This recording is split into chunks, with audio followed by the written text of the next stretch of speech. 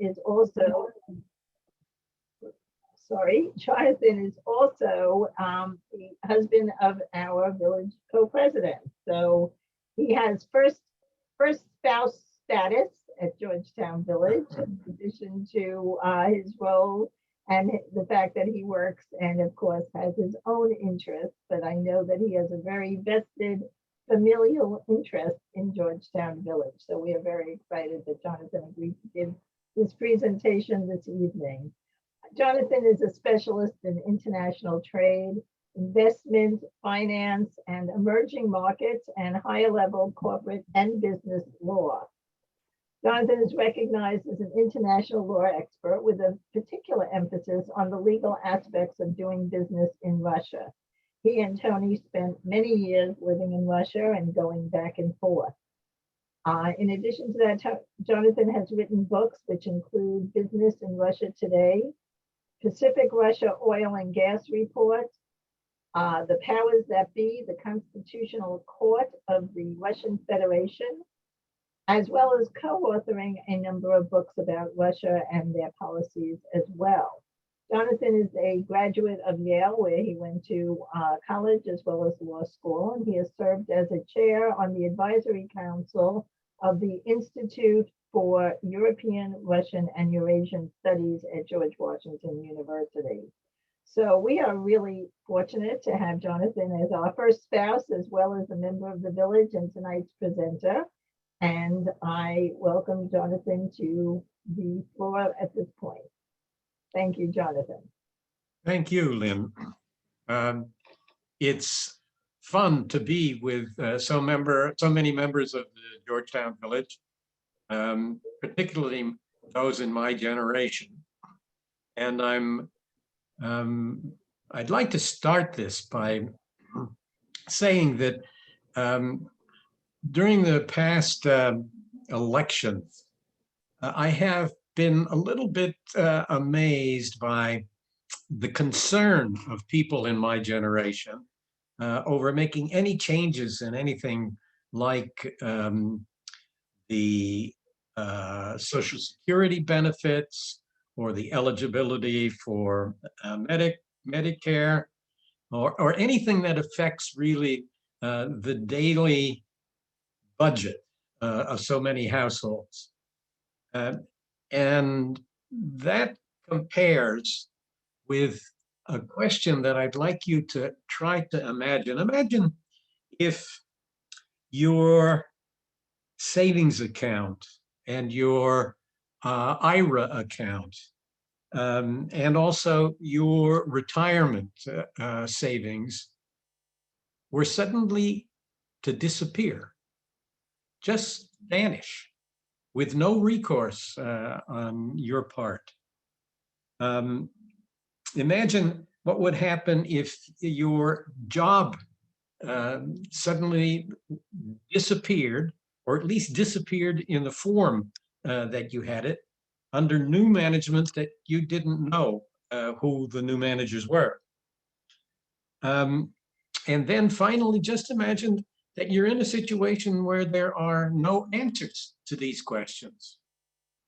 You go to the Social Security Administration, your doctor, your lawyer, your financial advisor.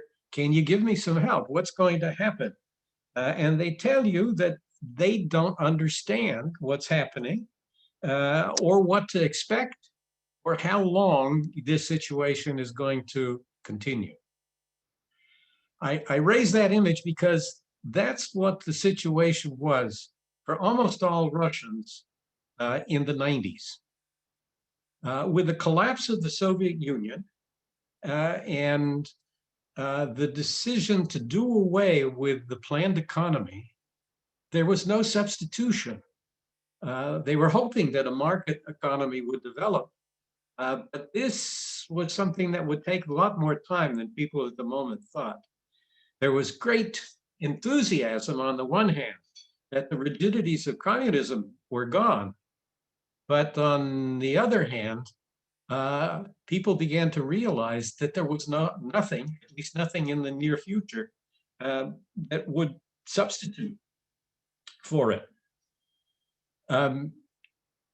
The situation was complicated by the fact that within a relatively short period of time, the economy, because of this lack of coordination and the fact that everything seemed to have disappeared, there weren't institutions that were functioning. A significant depression hit Russia.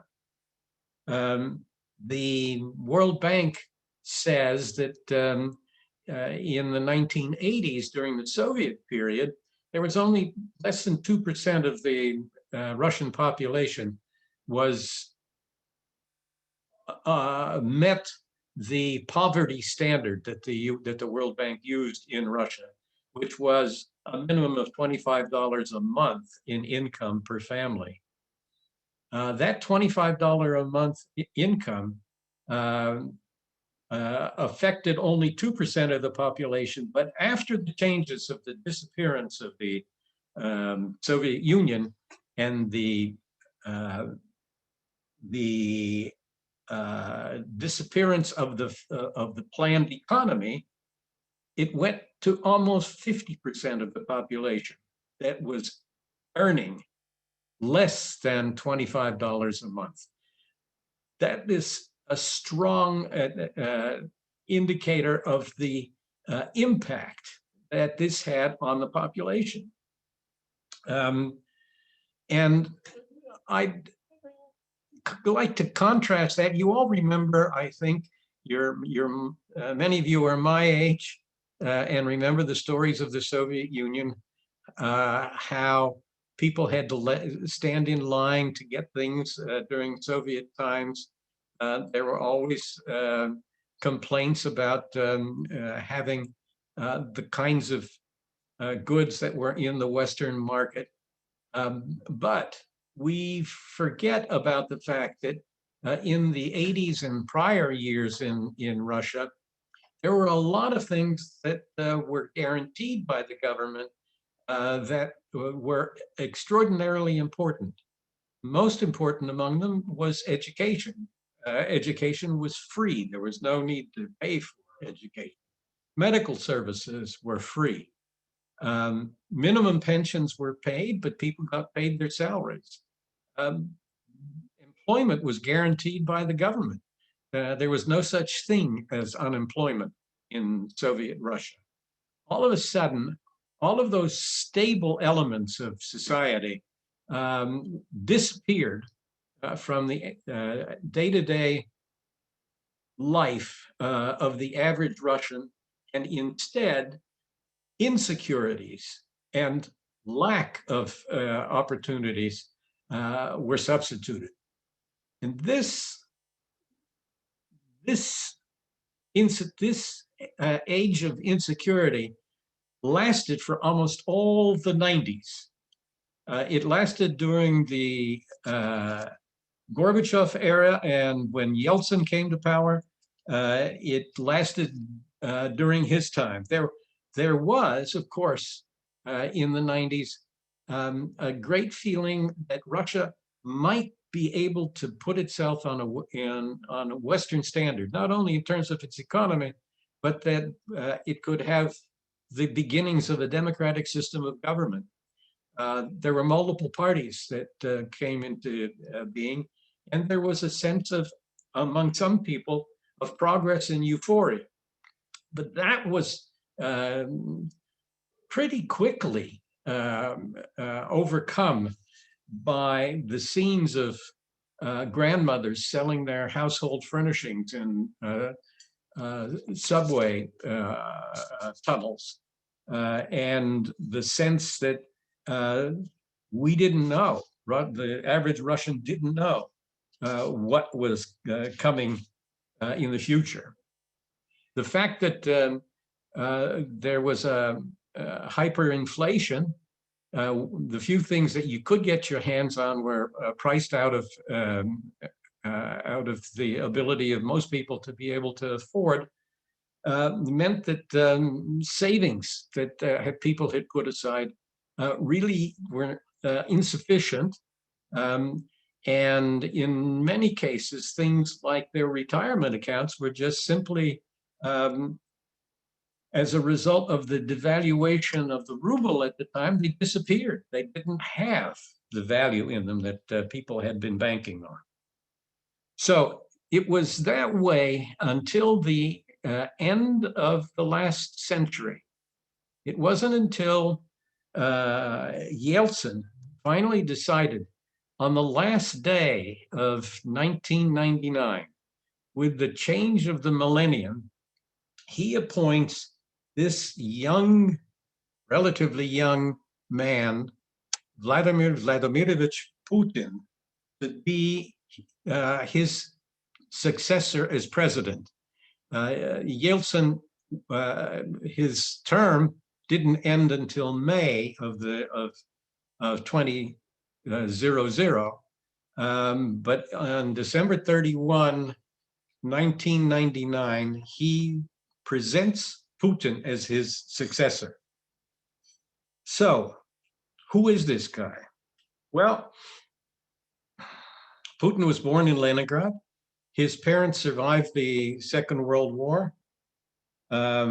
He grows up in a relatively, for Russia, middle-class family. His mother and father had decent jobs during this period. He regards himself as being kind of a rough guy in school. He doesn't do his homework. He's a bit of a rebel. And it isn't until he gets to high school and finds one of the martial arts, something called Sambo. I don't know if any of you know what Sambo is. I don't, but apparently it's like karate and some of the other martial arts. It brings discipline to Putin. He talks about it in his autobiography. It has a result of his grades improving, and he's able to get into university. In Leningrad State University, he goes to the law faculty, he gets a law degree, and upon graduation, he's able to get one of the better jobs in then Russia. He's recruited by the KGB, the security service for the government. But KGB is much, much more than the FBI is here in the United States. KGB was an institution that drew into all elements of government. It recruited people that had jobs throughout the administration, and even today, in the years that I was in Russia, a job in the security service immediately after you graduated from university was regarded as a big achievement. So he's in the KGB for a couple of years, and he's recruited by the KGB diplomatic service, and he is sent to Germany. While he's in Germany, the disintegration of the Soviet Union begins. He's there, let's see, he's there from 1984 until the fall of the Berlin Wall in 1989. So he witnesses the collapse of the Soviet Union in Germany. There isn't any future for him to stay there. The unification of Germany hasn't taken place, but things are chaotic in Germany, and he decides to go back to Russia. In Russia, he's able to go to his hometown, Leningrad.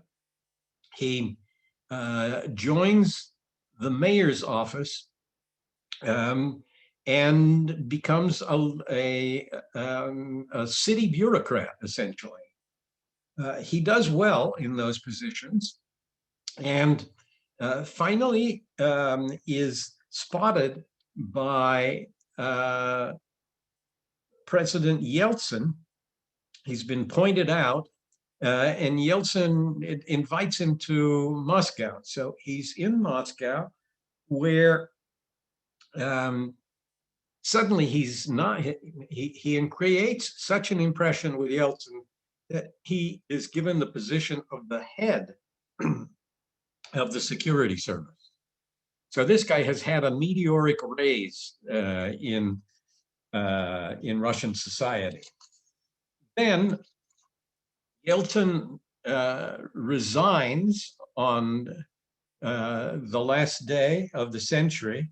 Putin becomes president.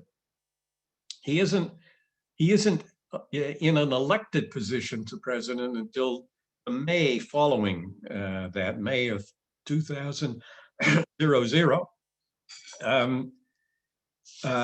But at that point, he is essentially in a position where he is the leader of the country. Now, the leader of the country had shifted many times up until this. There had been many prime ministers. The president Yeltsin managed to be president for almost 10 years. But Putin came to this position, and everybody, most of the Western commentators particularly, had no prior knowledge of who this guy was. So there was a lot of questions about how he could manage to take over this economy that was in shambles and get something done. However, Putin has a very good fortune. He becomes president just at the point where oil prices, which had been at the level of about $15 a barrel, begin to increase. And so with the increase of the price of oil, the government budgets now, Putin has money. What does he do with the money?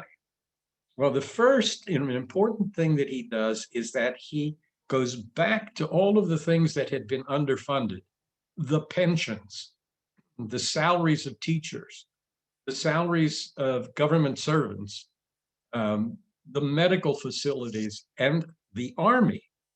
Many of these people had not had regular payments now for a decade. And he begins again to make systematic, regular payments to the population.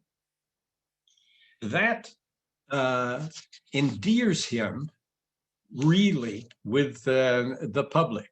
He's regarded as the person who's been able to make some sense out of the chaos that had existed during the 90s.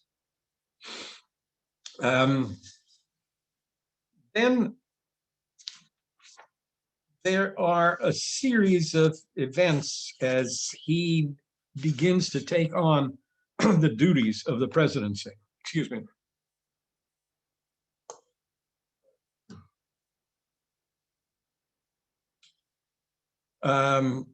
One of the first things that happens is that there's an invasion of Chechnya. The Chechens are blamed for bombing 2 apartments in Moscow. It gives Russia, it gives Putin a pretext to say Chechens who had been pushing for independence have to be brought into discipline.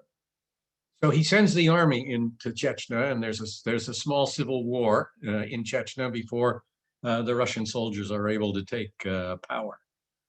But it solidifies Putin as a man of action and a guy who's willing to exercise power. Putin then begins a series of steps to consolidate control in the presidency. One of the important ones we now see in retrospect is that he, either directly or through people who are aligned with him, takes over control of the national TV. Communications in Russia the spreading of news is almost exclusively done through television.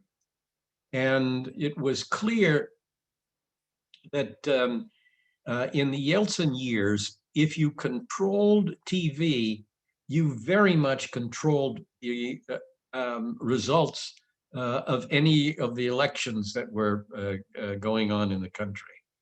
So Putin gains control very early in his administration. The next thing that he does, which has a great popular response, is he invites the 20-some, 21, it's usually counted, oligarchs, the people who under Yeltsin had gained huge fortunes and controlled major industries.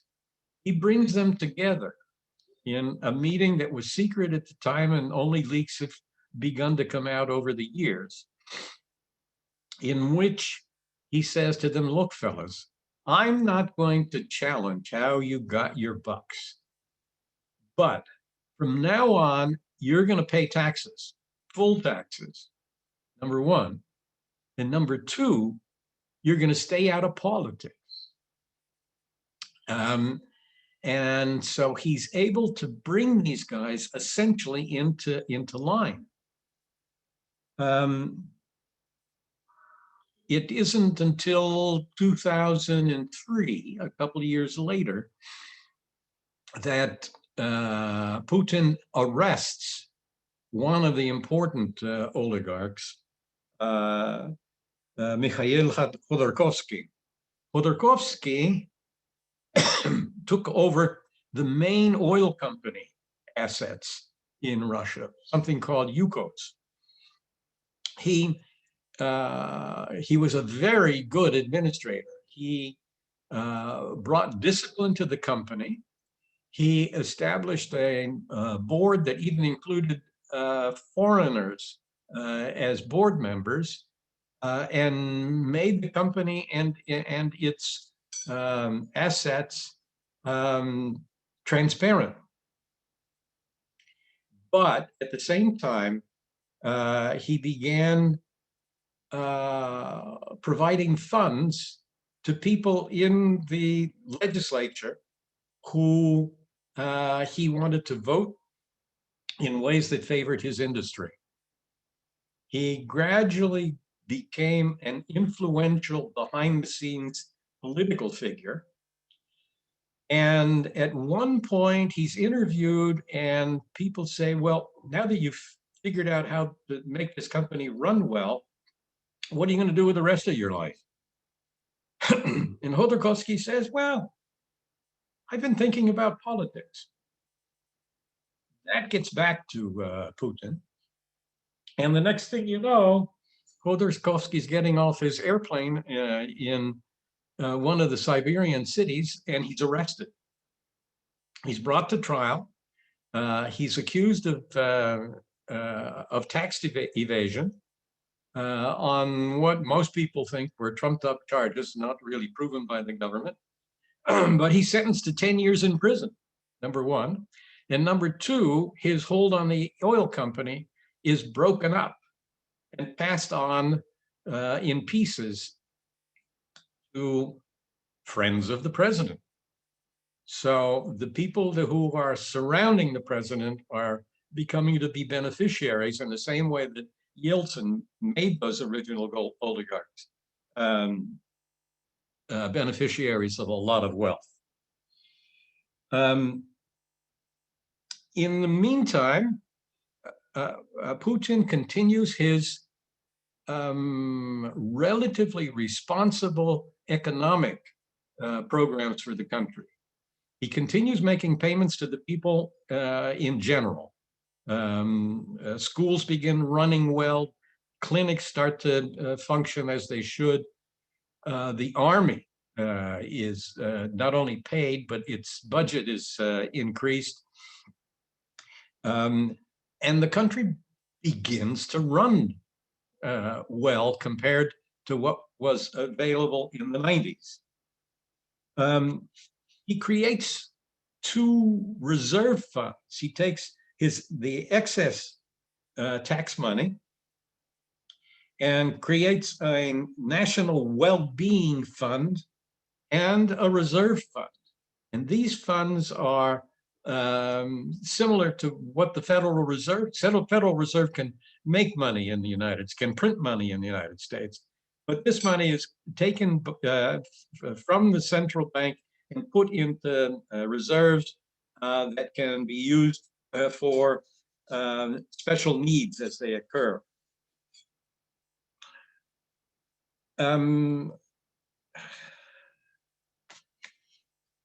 Then there are a number of foreign policy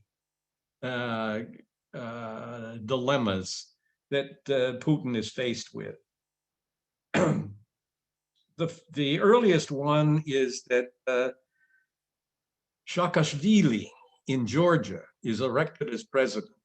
Saakashvili is actually an American-educated politician, very much interested in pulling Georgia away from the Soviet orbit and towards the Western world, wants to get it admitted into the European common market, and is in direct conflict with what Putin is trying to do. Then in 2005, you have the Orange Revolution in Ukraine. This creates again a situation where one of the former states of the USSR, which has now become an independent country, is looking as though it is attempting to align itself with the West rather than with Russia and people that Russia, Putin, believes have been traditionally in its orbit, and that's where they belong. Putin begins to exert some of the elements of coercion that he is more recently known for. This is the time where the former KGB agent Litvinenko, who leaves Russia and is living in London. He had been a KGB agent, but he was at the same time, he was a turned agent working for, while he was still in Russia, working for the British intelligence service. Litvinenko is poisoned with what turns out to be a radioactive agent that could only have been produced by the Russian government. We begin to see in Putin a change.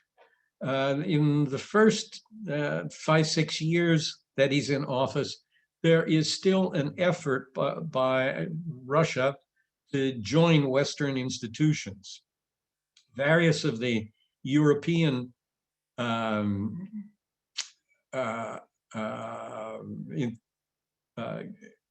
specialized groups, the Atomic Energy Group of the EEC, Russia becomes a member of it, and we see an interest on the part of Russia to be regarded as a European power. That changes in the second half of the first decade of the current century. There's a security conference in Munich in 2007 where Putin confronts the United States and European powers about the NATO expansion. The fact that there had been an understanding in the Gorbachev years that if Russia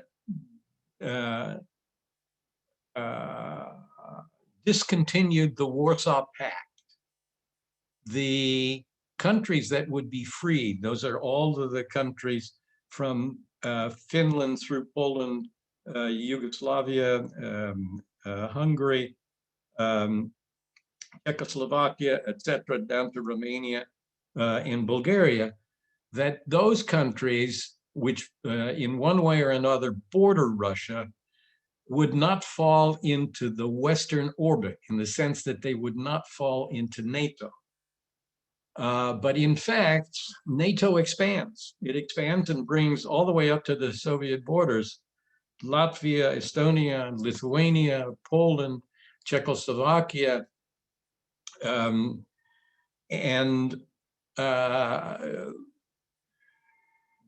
this confrontation is late, but it's confronted finally in 2007 by Putin, who accuses the West of a policy of seeking regime change. And he points that out in terms of what had happened in Georgia and what had happened in the Ukraine, where governments had been changed and Western-oriented governments had been put into power. And in my mind, at least, that's one of the critical moments as Putin's policies continues. His use of strong arm tactics continues. Sergei Magnitsky, who's a lawyer for a Western financed investment company, is jailed. Most people believe without cause. And after 11 months in jail, he dies in prison.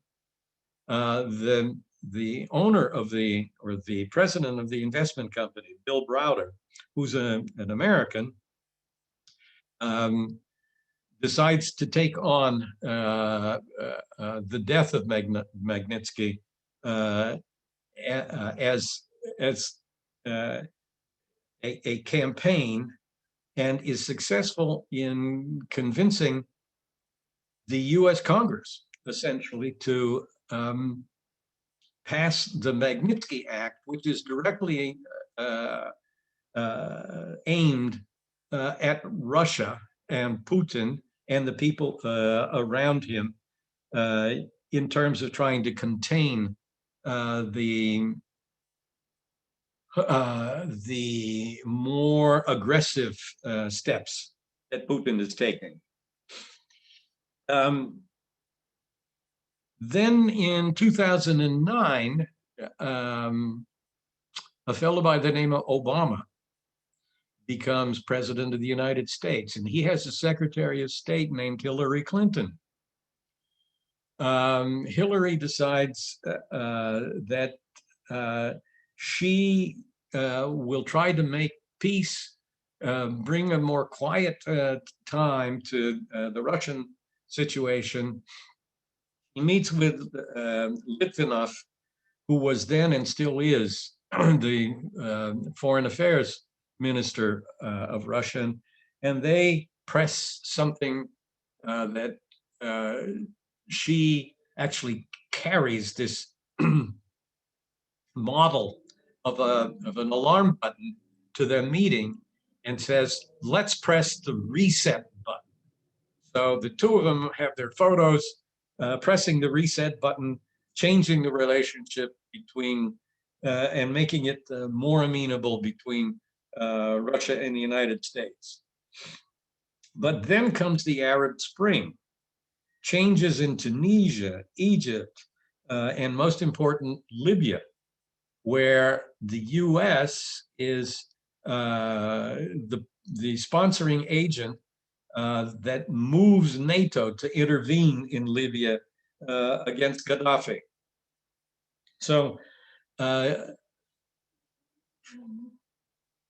Hillary Clinton is clearly as Secretary of State, but more than the Secretary of State, she personally is very much involved in the Libya intervention.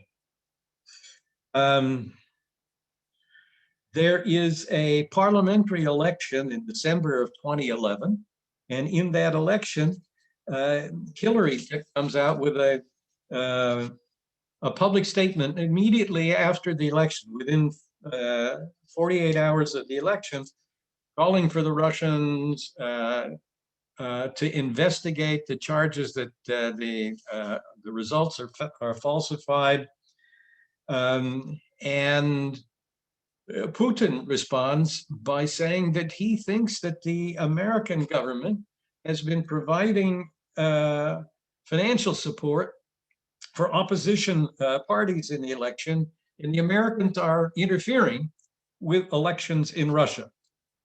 So you have an antecedent for what happens a little later when the United States accuses Russia of interference in our election.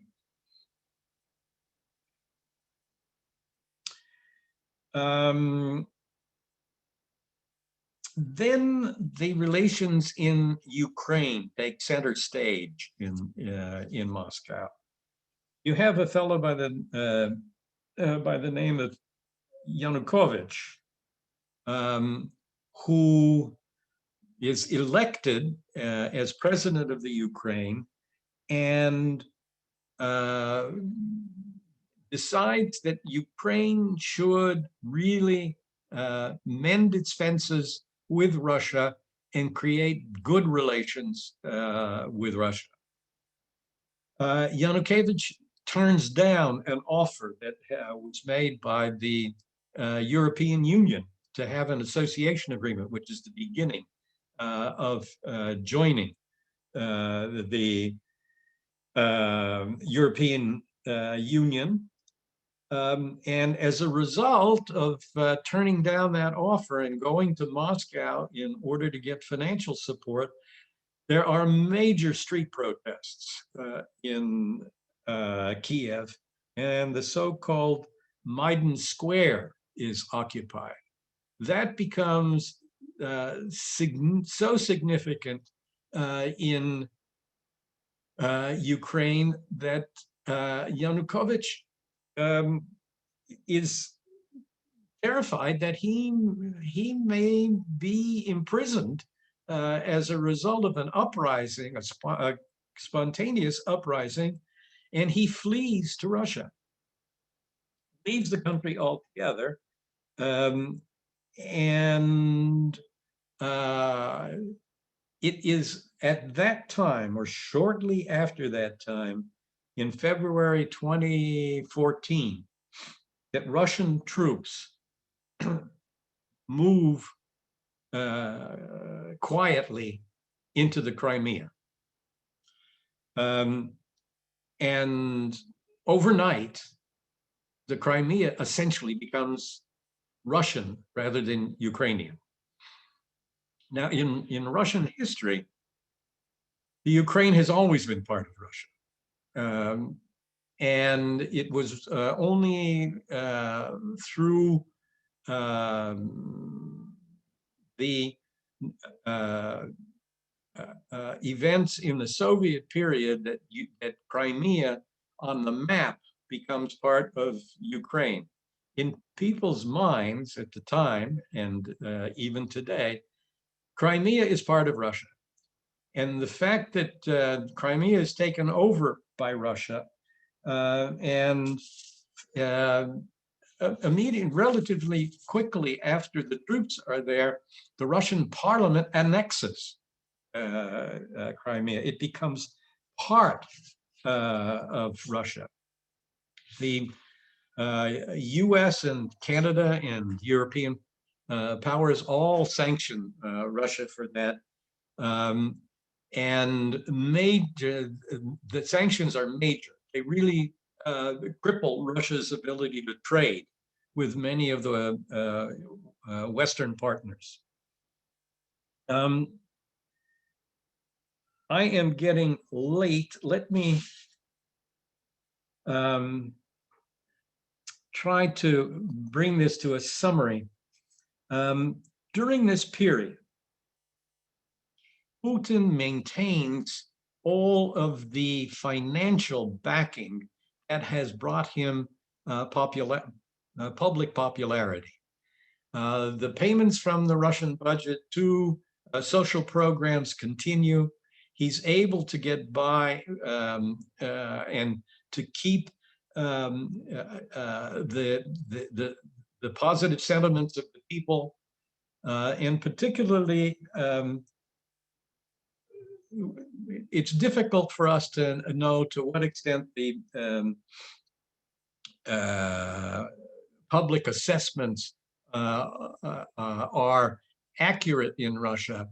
But the general consensus is that during all of this time, Putin is able to keep a positive, the public continues to have a positive view of Putin through all of the 20 years that he's been in power. His popular perception never falls below 60%, and particularly with the taking of Ukraine, pops back up to 80 or more %. It's a very popular public decision by going into the Crimea. So he manages to keep his popularity during all of this period. So where does Putin stand today? I think that Putin has two contradictory tendencies that he has to balance.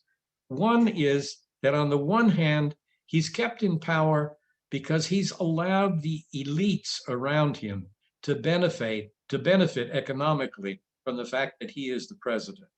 And how does that happen?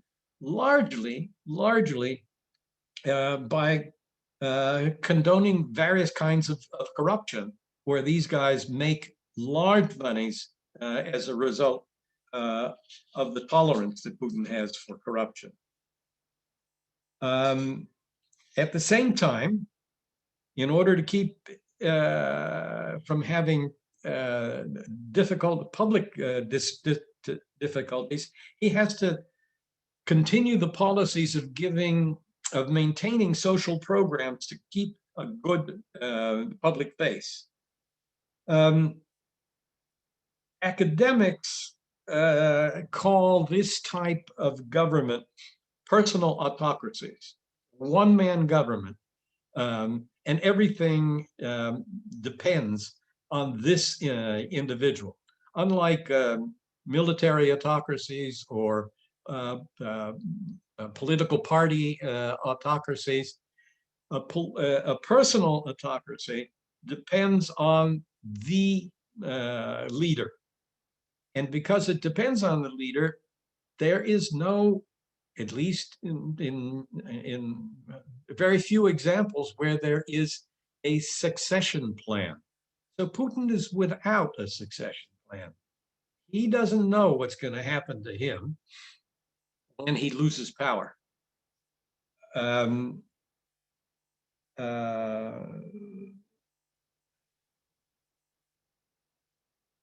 He continues to satisfy the elite by not going after corruption, and he satisfies the public by maintaining social services. What he's afraid of is that the elites, together with, it's not only the civil elites, it's also military elites who are benefiting from this no fight against corruption policy. So he's worried that there might be a coup against him. That would be one way that he could be ousted. And the other is that he fears that there could be major protests by the public, similar to what happened in Maidan in the Ukraine, that would force him out of office, and with no guarantee as to what would happen. So he permits corruption to continue to go on, and I think that, to some extent, explains why he has taken such extraordinary measures against Alexei Navalny. Navalny is a double threat to him, because Navalny has gained his popularity among the Russian public by taking on the corruption around Putin. He has shown through media presentations, he's shown the extensive houses, yachts, wealth that is accumulated both by Putin and Medvedev during their time in office. And it is the basic reason that he has a significant amount of public support. Not anywhere near the 60% support that Putin has, but enough to be a threat to Putin on two fronts. One, that he's anti-corruption, therefore threatening the relationship that Putin has with elites, and he's anti-protest organizations. So Navalny and his poisoning and the fact that he's now in prison all, I think, fit into that scene. What would it take to change the situation in Russia? One thing that could be in the cards would be an energy spike, a spike in the the price of oil. We're coming out of a recession period. Everybody says that we're going to have inflation of some sort. To the extent that that inflation involves a spike in energy, that increases the tax revenues in Russia, makes it easier for the people in the elites to continue to milk the system. And it makes it easier for Putin to continue to improve the social services that that he has been able to put on a regular basis. I don't see any immediate threat to Putin's rule. He has lots of financial resources. He's proven to be an adept politician. He can manipulate the people that are around him and who might be a threat.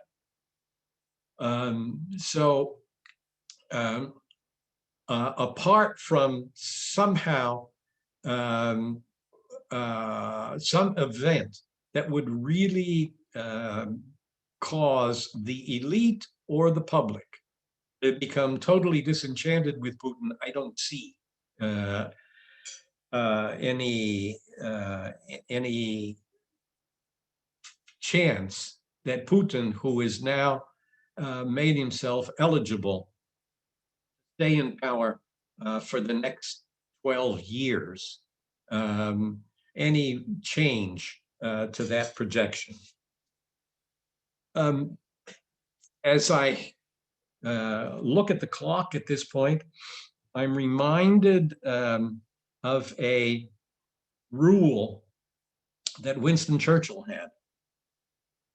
He said that a good talk should be like a woman's skirt, long enough to cover the subject and short enough to create interest. So with that, I leave you and open it to questions. Well, you've certainly managed to create interest, I'm sure, and I know there will be plenty of questions. So I'm going to ask, if you have a question, that you please raise your hand and unmute yourself. And I will be happy to call on you and allow you to ask, or you're welcome to put it in the chat box. Let's see. Okay, I see. Jonathan Moore, would you unmute yourself, please? Can you hear me? Yes. Now we can. So the basic question is, what makes Putin tick? Money, power, all of the things that go with the presidency.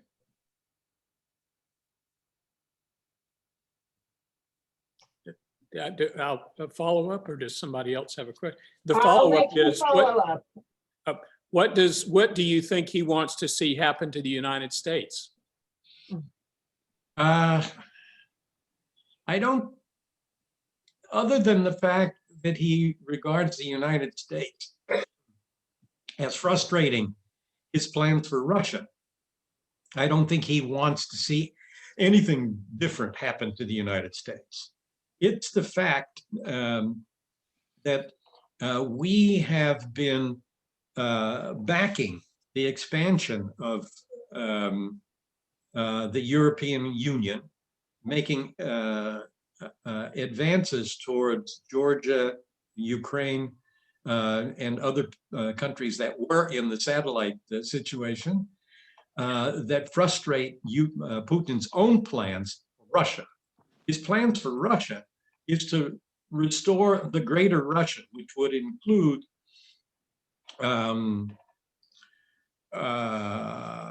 Belarus, Ukraine, and certainly Georgia.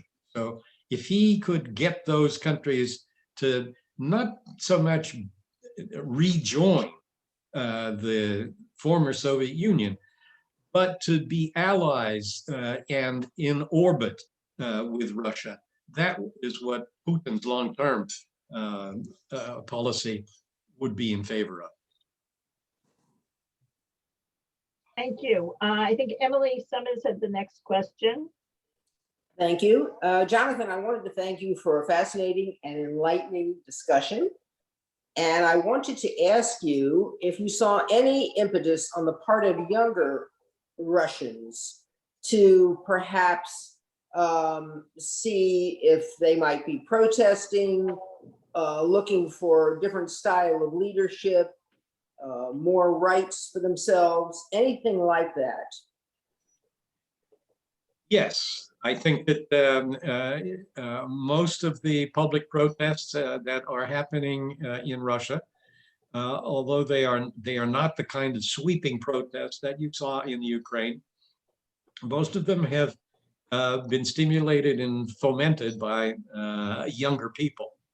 If you think about the hardships of the 90s, which so many people are feel that they are in debt for Putin having gotten them out of that dilemma.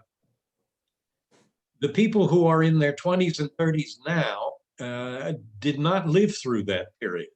They heard stories about it, but it wasn't something that actually affected them directly. And so they don't have that same nostalgia and loyalty to Putin that the older generation had. At the same time, when I look and talk with younger lawyers in my office, I don't see a great disillusion among many of them with Putin.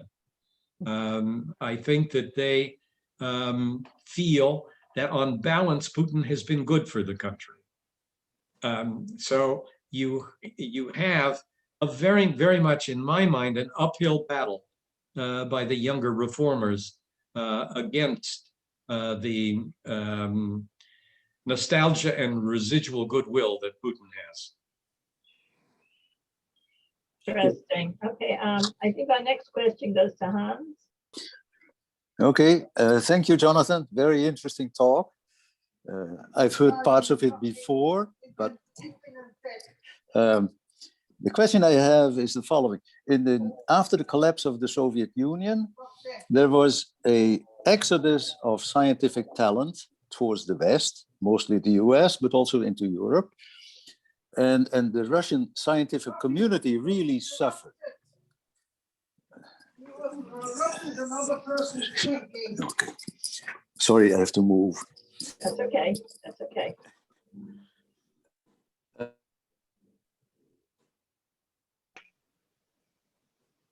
Hans, are you still with us? He's frozen. Yeah. Hans, I think you froze. I'm going to ask Diana to go and ask her question, and we'll come back to you. Thank you, Lynn. Thank you. My question is, being British, I was a little interested in understanding why Putin chose to do such very big assassinations on and highly assassinations that were clearly able to be traced back to Russia. Why did they choose to do that in the UK and make it so obvious it was from Russia? Why didn't they just do a little discreet thing? That's what I want to know.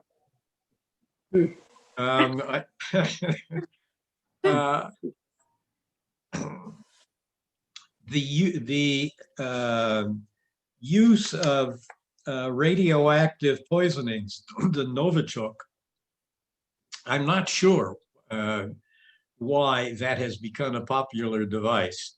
It is traceable only to Russia. Two of the poisonings that occur in the UK were against people who were double agents and left the security service and were given residency in the UK. So if he was going to get them, that's where he had to go to get them. Okay. I don't think it was some kind of animosity or residual I will get back at you feeling that brought the UK into it. Okay, thank you. Welcome. Thank you, Jonathan. I see Hans is back. Hans, I'm going to ask you to unmute, and Sarah, I will get to you. Okay, apologies for the interruption. Not a problem. Again, so my question was related to the scientific community in Russia. As we've seen after the fall of the Soviet Union, there was an exodus of Russian scientific talent towards the West, mostly US and Europe. So the science really suffered from the falling apart of the Soviet Union because they had always been supported strongly by the government.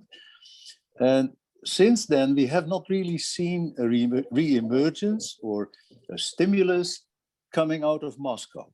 So what is happening?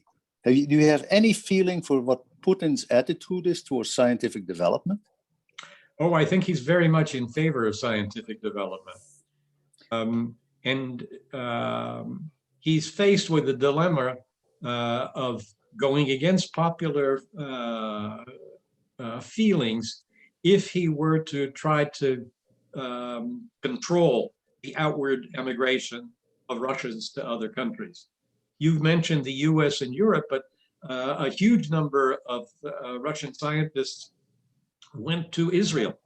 In fact, the Israeli scientific community is largely staffed by ex-Soviet Union scientists. Mm-hmm. But the allocation of the budget that goes to scientific endeavors in Russia continues. Putin was very proud of the fact that Russia developed a vaccine in world-class time compared to his competitors in Europe and the United States. And we've seen that the Russian vaccine apparently is as efficacious as the vaccines developed in the West. So he is putting emphasis, continuing to put emphasis on science. The basic sciences, hard for me to estimate, but we do know that a large amount of the research budget goes to military science. Hopefully you won't have to see that being experimented with. But in general, he hasn't been able to recoup the levels that were achieved earlier, but he realizes that there has been an exodus and that he is trying to incentivize people to go into science. Thank you. Okay, Jonathan, we have a couple of comments in the chat box, but question is, how do you view the relationship between the cyber hackers in Russia and the Russian state? What can be done to curtail their attacks on us? At least the press in the United States has not been able to show what that relationship is. We're talking now about the private hackers that we have been able to trace back to Russian origin. The intelligence that has come out in the press in the United States has not made any connection between those individuals, non-government individuals, and the Russian government itself. I think we speculate that the government must know that it's going on, and our president today is accusing the Russians of not doing enough as a government to stop the private individuals who are out to make money as a result of blackmailing enterprises in the West. It's unclear to me the extent to which the Russian government would be able to do that, but they clearly have more power to control the internet than the US government has to control our internet. I wish I could give you a clearer answer, but it's in one of those areas where unless you are really part of the intelligence service and know the extent to which those questions can be definitively answered, the rest of us in the public remains in the dark. That's you. Okay, Sarah, I believe you had a question, and then I have another one in the chat. First of all, thank you very much. This has been very impressive. And having read Bill Brower's book about the Magnitsky Act, how much damage, and having it also passed in Europe, how much, and which involves all the oligarchs and where they can travel, and they can't come in the United States with money and so on. How much damage do you think that's really done to them, if any, in the long run? Well, I think that the sanctions against Russia, apart from the Magnitsky Act, sanctions against Russia have been working. The Russian oil and gas industry was able to bankroll itself and do a lot of its new discoveries because of Western willingness to lend money to the government. Those have been cut off. ExxonMobil has to my knowledge, three important nascent oil and gas projects in Russia that they haven't been able to move forward because of the prohibition against Western companies doing business in that area with Russia. As far as the oligarchs themselves and individuals that are affected by the Magnitsky Act, they seem to be able either to enjoy life outside of Russia in countries that aren't party to the Magnitsky sanctions, like most of the Asian countries. They can go to Thailand and Indonesia, enjoy the shores in Bali, if they can't come to Florida in the United States or southern France, or go to southern France. I don't personally know any of the oligarchs that are actually on the list. So I haven't had the ability to converse with any of them and to find out to what extent they are affected. And I don't know to the extent to which it affects others in their families. It still seems that lots of the oligarchs have their children in school. They definitely choose the English school system over any other country. And so that appears to continue. Beyond that, the fact that Berlusconi in Italy has good relations with them, and they can go on his yachts in the open ocean where they're not under any sanctions by anybody, seems not to have curtailed their life too much. Thank you. Okay, we have another question in the chat box. Crimea first came to Russian control under Catherine the Great.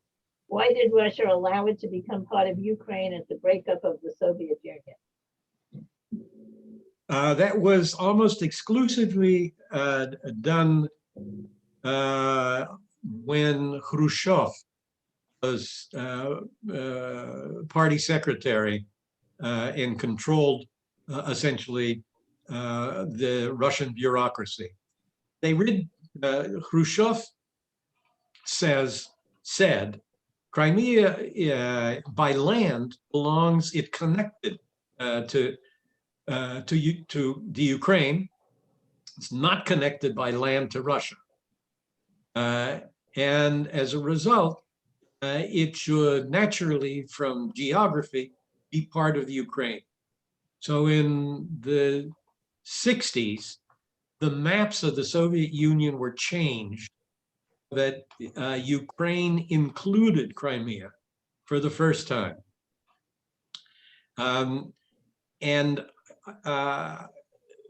although that was done at the time, it was regarded as basically as no significant policy difference, since Ukraine was part of the Soviet Union and under Soviet Union control.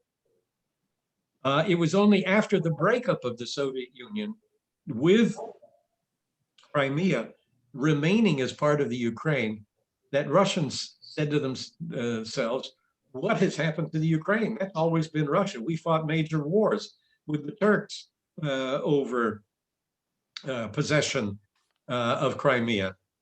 And as a result, when Putin decided that he could make this surreptitious grab at no significant cost to bring the Crimea back into Russia, it was a very popular move as far as the Russian public was concerned. Thank you. I think you have masterfully handled all the questions. I want to thank you and mention that there are a few other thank yous in the chat box. People felt the session was fascinating and certainly gave us a comprehensive picture of what's going on and a good background. So thank you very much.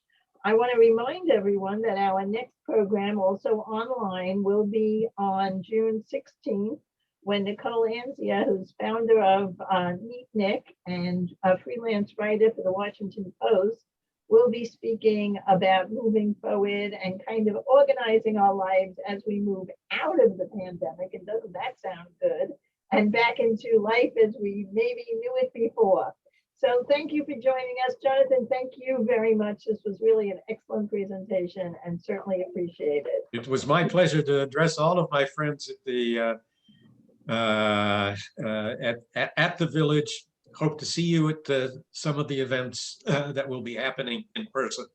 Thank you. Absolutely. Looking forward. Thank you all. Have a nice evening. Thank you, Lynn. You. Thank you, Lynn.